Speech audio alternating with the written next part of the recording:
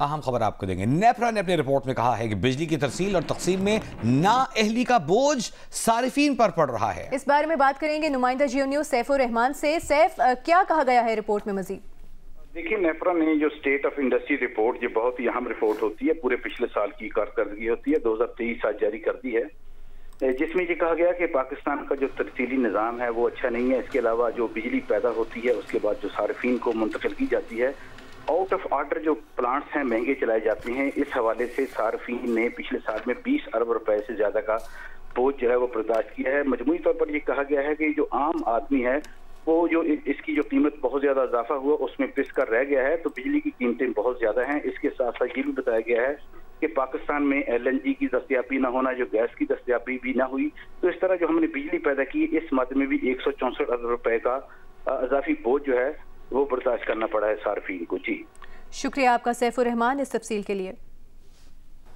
एहतसाब अदालत ने तोशाखाना केस में सजा का तहरीरी फैसला जारी कर दिया है, जिसमें कहा गया है कि बानी PTI और बुशरा बीबी ने 1.5 अरब रुपए का माली फायदा लिया, फ्रॉड के जरिए पब्लिक प्रॉपर्टी को हासिल किया, कौमी खजाने को नुकसान पहुंचाने के मुर्तकिब हुए। फैसले के मुताबिक बानी PTI और बुशरा बीबी को 108 तहफ़ मिले। सऊदी वली अहद ने ग्राफ ज्वेलरी सेट दिया, बुशरा बीबी ने ज्वेलरी सेट वसूल किया। सेट तोशाखाना में रिपोर्ट हुआ, जमा नहीं कराया गया। ज्वेलरी की कीमत का तयन असर रसूख से साबित हुआ। मुजरिमान ने सेट 90 लाख रुपए में हासिल किया और असल कीमत 3 अरब 16 करोड़ से जायद थी। कीमत के तयन के लिए ज्वेलरी सेट फराहम नहीं किया गया। बानी का दौरान ट्रायल रवैया भी बहुत गैर मुनासिब था।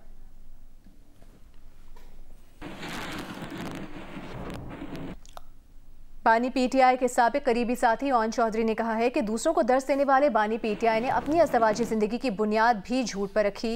अहलिया ने मजहब और रूहानियत का लिबादा उड़कर वजीर आजम से बड़े बड़े फैसले कराए। इद्दत में निकाह के केस में गवाही के बाद अदियाला जेल के बाहर गुफ्तगू में ओन चौधरी ने कहा कि ख्वाबों की ताबीर पर वजीरों को लगाने और बड़े बड़े ओहदों का फैसला हुआ करता था।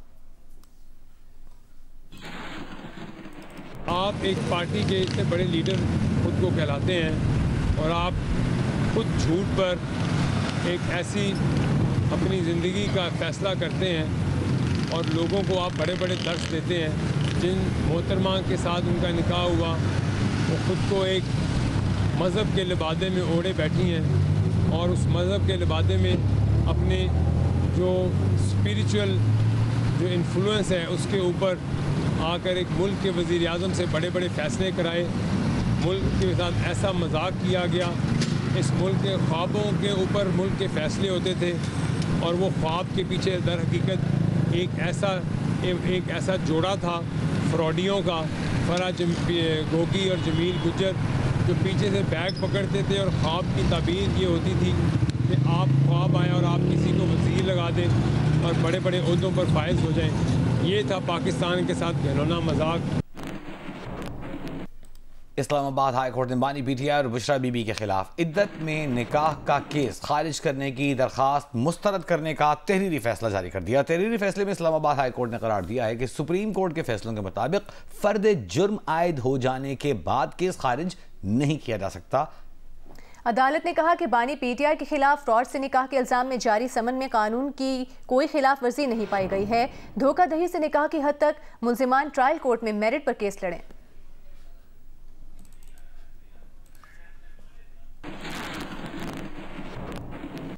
अभी आपको बताएंगे, इलेक्शन कमीशन ने सलमान अकरम राजा को आज़ाद उम्मीदवार करार देने के खिलाफ दरखास्त पर फैसला महफूज कर लिया है। समाअत के दौरान वकील सलमान अकरम राजा ने कहा कि वो बैलेट पेपर की तब्दीली या इलेक्शन का इल्तवा नहीं चाहते, सिर्फ ये चाहते हैं कि फॉर्म 33 में आज़ाद उम्मीदवार के बजाय पार्टी वाबस्तगी लिखी जाए। इलेक्शन कमीशन के रुकन इकरामुल्लाह ने पूछा, PTI के पास इस वक्त कोई सर्टिफिकेट नहीं, सर्टिफिकेट के बगैर पार्टी का कोई वजूद नहीं होता, जिस पर वकील सलमान अकरम राजा ने कहा कि सियासी जमात को तहलील करने का इख्तियार तो इलेक्शन कमीशन के पास नहीं है। वकील सलमान अकरम राजा ने यह भी कहा कि PTI इलेक्शन कमीशन में रजिस्टर्ड जमात है, इलेक्शन कमीशन की वेबसाइट पर भी मौजूद है। इस पर मेंबर इलेक्शन कमीशन ने पूछा, क्या आप ये चाहते हैं कि वेबसाइट से ये नाम हटा लिया जाए? सियासी जमात वही होगी जिसको निशान मिला हो। फॉर्म 33 उम्मीदवारों के नामों के मंदरजात पर मुश्तमिल फॉर्म होता है। सलमान अकरम राजा के फॉर्म 33 पर उनकी PTI से वाबस्तगी दर्ज नहीं।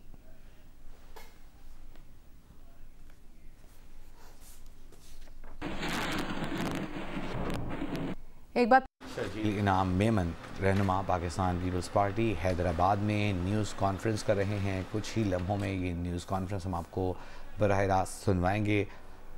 उनका मौक़िफ़ क्या है, किस मौजू पर वो गुफ्तगू कर रहे हैं, उसके बारे में आपको आगाह करेंगे। हैदराबाद में पीपल्स पार्टी के रहनुमा शर्जील इनाम मेमन मौजूद हैं और वो न्यूज़ कॉन्फ्रेंस कर रहे हैं। वजी, जैसा कि हम देख रहे हैं इलेक्शन का माहौल है और मुख्तलिफ़ इलाकों में, मुख्तलिफ़ शहरों में हम देखते हैं कि पार्टी रहनुमा सरगर्म हैं और किस मौक़िफ़ पर शर्जील मेमन गुफ्तगू करेंगे, इसके बारे में आपको बताएंगे। हैदराबाद में शर्जील मेमन मौजूद हैं। इलेक्शन में सिर्फ 5 दिन का वक्त बाकी रह गया है। इंतखाबी सरगर्मियों में तमाम सियासी जमातों की इंतखाबी सरगर्मियाँ इस वक्त उरूज में हैं। पाकिस्तान पीपल्स पार्टी के रहनुमा बिलावल भुट्टो ज़रदारी पंजाब के मुख्तलिफ शहरों में जलसे कर रहे हैं। उनकी बहन आसिफा भुट्टो ज़रदारी सिंध के मुख्तलिफ इलाकों का दौरा कर रही हैं और वहाँ पर जलसे कर रही हैं। पाकिस्तान मुस्लिम लीग नून की जानिब से भी इंतखाबी जलसों का सिलसिला जारी है। आज फैसलाबाद में मुस्लिम लीग नून के कायद नवाज़ शरीफ ने खिताब किया, शहबाज शरीफ ने खिताब किया, मरीम नवाज़ ने खिताब किया।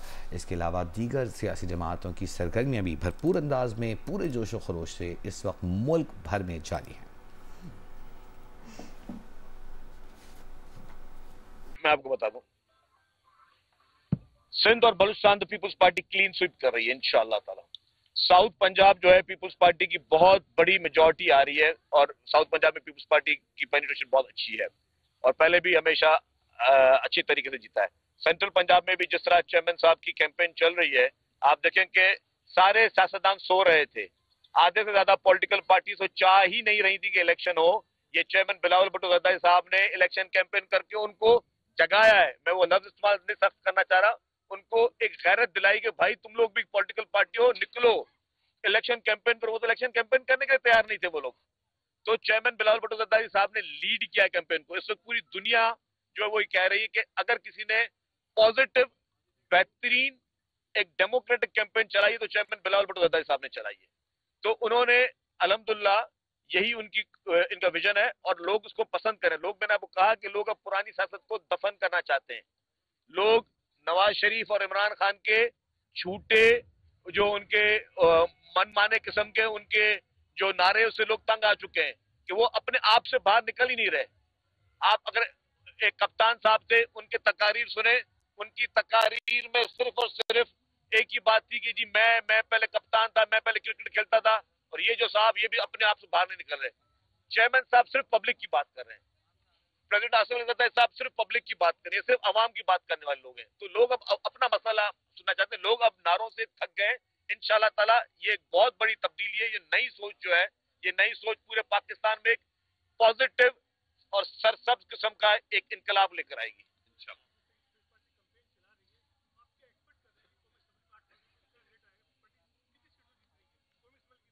देखिए, अगर कौमी असेंबली की बात करें तो मैं आपको फिर बता दूं कि हो सकता है कि पीपल्स पार्टी को वफाकी हुकूमत बनाने के लिए कुछ आज़ाद उम्मीदवार भी सपोर्ट की जरूरत पड़े और कुछ और पॉलिटिकल पार्टीज जो है उससे भी पीपल्स पार्टी बात करेगी। जरूरी है कि हमेशा हमने ये कोशिश की है कि सब पॉलिटिकल पार्टीज को साथ लेकर चला जाए।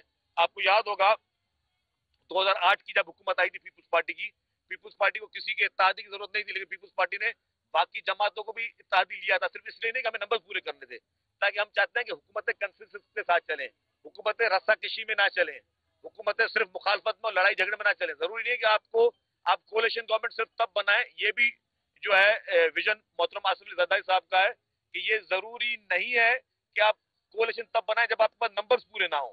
अगर आपके पास नंबर्स पूरे, ये भी बहुत बड़ा एक होता है बड़ापन कि आप फिर भी सारी जमातों को बोले आप भी आप आए हमारे साथ हुकूमत के साथ बैठे।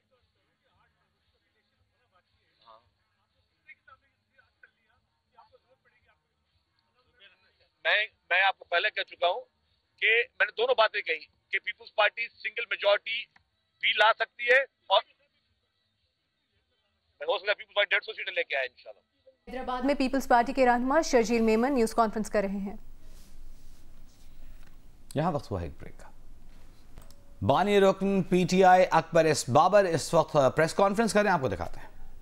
एक टर्म्स ऑफ रेफरेंस बनाए, एक फ्रेमवर्क बनाए जो तहरीरी तौर पे हो, और इलेक्शन कमीशन चूंकि एक रेगुलेटरी बॉडी है सियासी जमातों की, वो भी इस अमल में इस हद तक जरूर शामिल हो कि उनके नोटिस में हो, उनके रिकॉर्ड में हो, ताकि फिर जो हम अमली तौर पे, और हम इसमें किसी किस्म की कोई अपनी कोई डिमांड नहीं रखते, ये बुनियादी जो असूल है इनको तय करने के, ये हदफ कैसे हासिल करना है, इसके लिए 3 महीने लगते हैं, 6 महीने लगते हैं, इससे कोई फर्क नहीं पड़ता। हमने अमली तौर पे पाकिस्तान तहरीक इंसाफ को मुनज़्ज़म करना है कानून और आइन के मुताबिक। इसके लिए एक राह हम देना चाहते हैं जिसके लिए हम तैयार हैं। हमें उम्मीद है कि ये हमारा जो ऑफर है इसको एक्सेप्ट किया जाएगा और इस अमल पे हम चल पड़ेंगे। बहुत बहुत शुक्रिया।